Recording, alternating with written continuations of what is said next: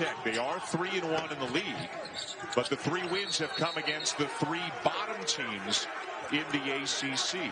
And again, not to make too much out of the, hey, they're out of the rankings kind of thing. But more importantly, just in terms of wins and losses, they need to find some wins. A lot of ground. A lot of traffic underneath. The ball is stripped away, and back come the Blue Devils, led by DJ Stewart per game as a 6'6" wing. And by the way, we should mention Jalen Johnson now into the game for Duke, came in after the timeout. Three-pointer a little bit strong for Ithiel Horton, who's a very good shooter, a transfer from Delaware. Stewart, nice feed to Johnson, all alone, right? Instincts. The more they just play off in transition, make drives, find the open man, that's when they're going to start to develop and really develop a feel for this game at this level. Champagne. It's not a bad idea. Yeah. Jeff Capel also coaching at VCU in Oklahoma. Johnson with a long 2, and it's good to bring the Blue Devils back within a deuce. So far, I think within the pace, but Pittsburgh just following right up where they left off against Syracuse. Corner 3 for Champagne, who's already taken 4 threes now in the first 7 minutes, basically, of the game. And again, part of that, I guess, John, is the zone. You sometimes that's where the shots come from, against the zone. But I'm sure if you're Jeff Capel, you're saying, hey, it's great you hit a couple, but go do some work on the inside. That's where you're at your best. Johnson back to Moore for a good look from the corner. And Duke takes the lead. And we asked Jeff Capel, how do you guard a guy who can score from so many different spots on the floor? John, 50 points per game between the 3 of them. Yeah. And it's one of those things when you watch, you say, all right, how do you shut them down? Well, it's hard to do so because a lot of them, they're simple effort plays. They create for themselves with their effort and their toughness. It's the whole thing works for them. Then you add the scoring from the guards. They're terrific. Gonzaga almost invites you every single game to play the way they want you to play and go ahead and be better than them. Developing into a major player in this conference. I think that's the best thing about college basketball that we don't talk enough about because we get so enamored with stars. Brown says the role player. Well, Jeff Capel said the kind of guys that he get, they understand it's a multi-year process. He's not getting guys who are looking to go to the NBA after a year. They understand that it's, the journey as much as the destination when you go to Pittsburgh. So there's a lot of buy-in. Tonight is Terrell Brown, the senior from Providence, extends the lead for Pitt. And those are the things that young players can't be prepared for unless they just go up against it, right? You're not really prepared for how hard somebody's going to play and the physicality they may bring. I've got to say, I've just been impressed with this Pitt team, considering what they're coming off of. Yeah, you're going to feel good about how you played against Syracuse, but man, they're just playing at a high level, moving it to where they want and attacking in transition. Just got to clean that up. Boy, great defensive transition there by Jalen Johnson. He sets up Wendell Moore. Battle, you usually win the rebounding war. That's not been the case for Duke. Pitt Panthers have been able to get whatever position they want, particularly when an offensive shot goes up. Jumper won't go down for Wendell Moore. Moore had a 25-point game for Duke against BC a couple of weeks ago in a game they won by 1. So they needed all of that and more, but just 6 points in his last couple of games. And it's been an up and down sophomore season for Wendell Moore Jr., who's late getting into the play. Something looked like may have been wrong with his shoe. He fixed that, and now he's back in there in the front court. Johnson got it back, lays it in. Great work by Jalen Johnson. It's the largest lead of the night for Pitt. Nearly a steal on the Tony Gamble. Nice cut. His head was up, and he's reading defense, kind of doing the Peyton Manning. He's going to throw it to the open spot and hope someone's there. Koulibaly from the perimeter, but you have to be present in the sense that you've got to get that ball out of that weak spot in the zone, not allow him to square up a jumper. I think he heard all of that. Big Johnson tried to thread the needle, couldn't do it. Jalen Johnson behind the back, 4-on-1, and Moore with another bucket. Happened for Duke in transition, and in transition, that's where the young talent seems to thrive the most. Horton, no. And Tony had it but lost it. You could see the frustration. He knew he had an easy 2 points if he could have corralled that. Good defense by Champagnie, keeping Roach off the baseline. Now Roach for three. It happens. That's all good. All right. Isn't it interesting, though, whether it's whistles or coaches or everybody yelling and one all the time, how much you can hear this year with nobody in the gym? I've thought about coaches with the masks. That certainly is for college basketball. We talked about the development in the first half. That's a guy that's developed. Horton misses the three. Jalen Johnson getting a lot of minutes. Second game back off the foot injury and looking good, isn't he?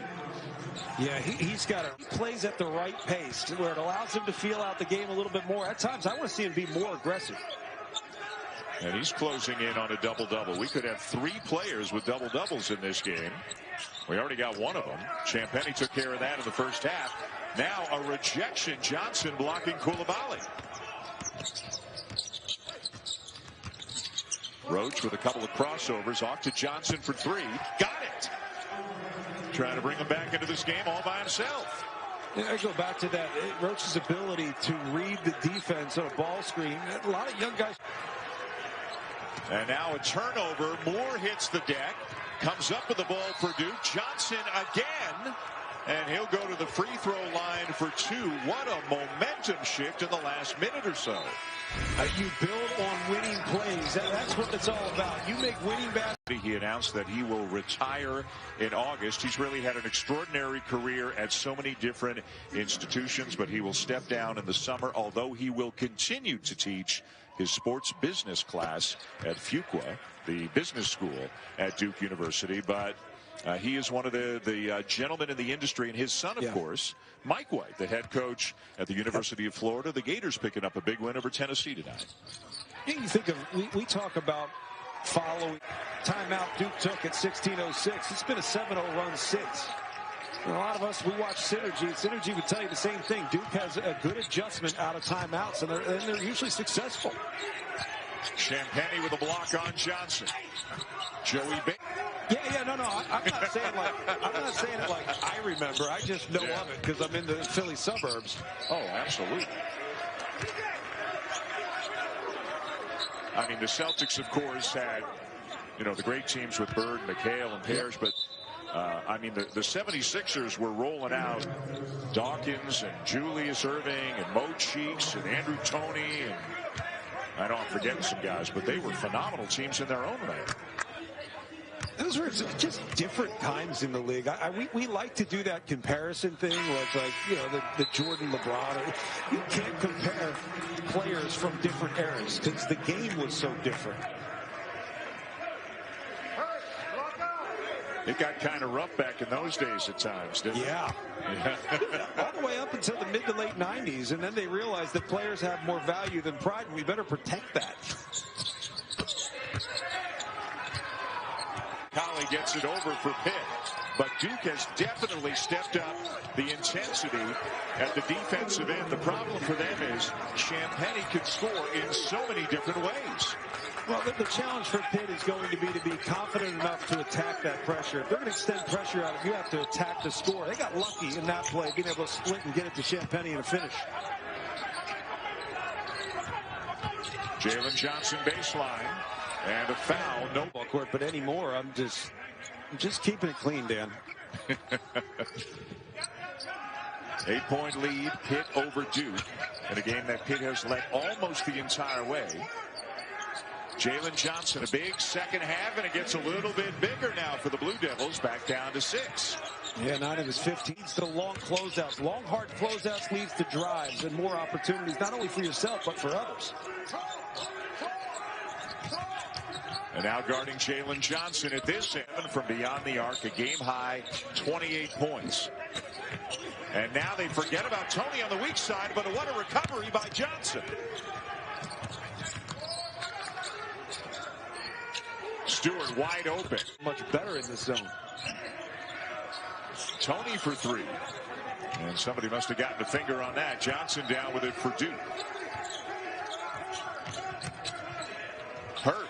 Spins and converts, and it's just And then a block at the other end. Johnson got a piece of it.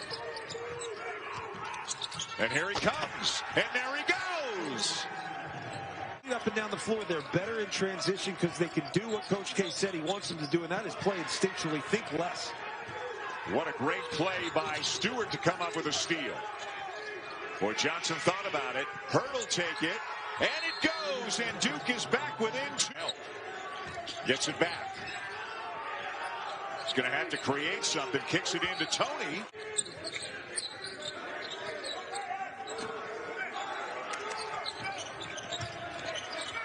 Johnson surrounded, and a foul committed by Tony. And that'll send Johnson to the free throw line.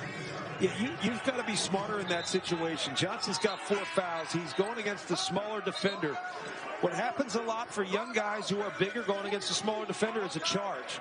You have to give your defender a chance to get him out of the game.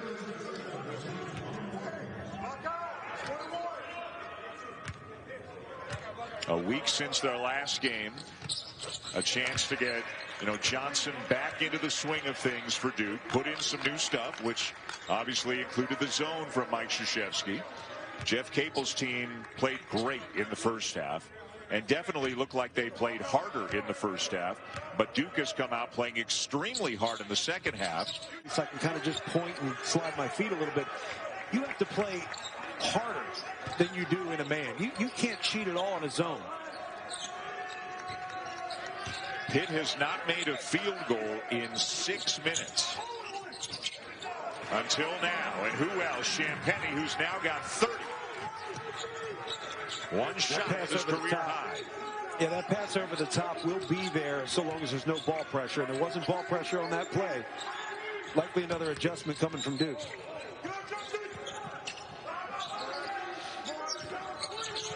Moore the drive and the kick. Johnson for 3. And a block at the other end by Moore. Wow, up and down they go, challenging everything at the rim. And Coulibaly, I believe, was just called for the foul. And if it's on him, that's number 5. He is done. But what a sequence of blocks at both ends of the court. Well, anytime it gets me to shut up, it's probably pretty good back and forth. I just lay out and let you go. But the second chance opportunity created by Matthew Hurt was great, but not when Justin Champagnie's around. And then you just have to settle down and make the right play out of that. Duke did not. Leads to another block on the other end. I do think that up and down favors Duke, particularly down the stretch and them being down 5 points. Now Coulibaly out with those 5 fouls. We'll see how physical Duke can be down the stretch. We are seeing some incredible individual performances tonight. Jalen Johnson with 22 points, 15 rebounds, 7 assists. Justin Champagnie with 30 points, 12 rebounds, and 5 blocks. Holy cow. Yeah, Jalen Johnson's just scratching the surface. I think it's pretty obvious his potential. But you've got to get comfortable with doing a lot of little things well if you want to succeed. That was Zion Williamson. You hate to continue to bring him up, but he did all little things. He did a lot of the intangible things well, and the rest of the game kind of fell into his lap. And still, relatively speaking, a ton of time left in this game. Xavier Johnson with a miss. Jalen Johnson with another rebound, and here come the Blue Devils.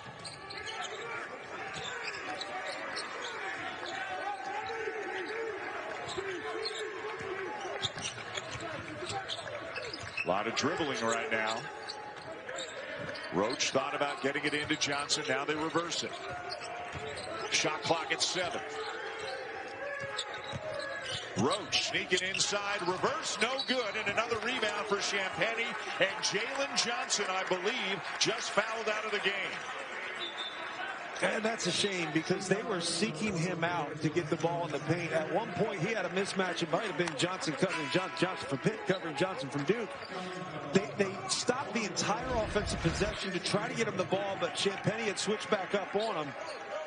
It's just a tough miss, and presence of mind as a young fella. You've got to try to develop that because you are too important to be on the bench.